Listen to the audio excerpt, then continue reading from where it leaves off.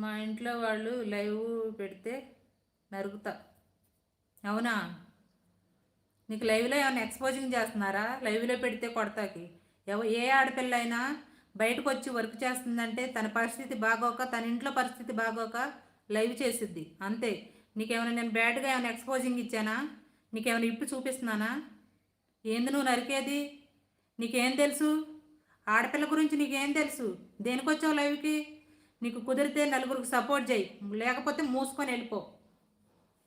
పెద్ద పత్తి గింజలాగా బయలుదేరావా లైవ్లో?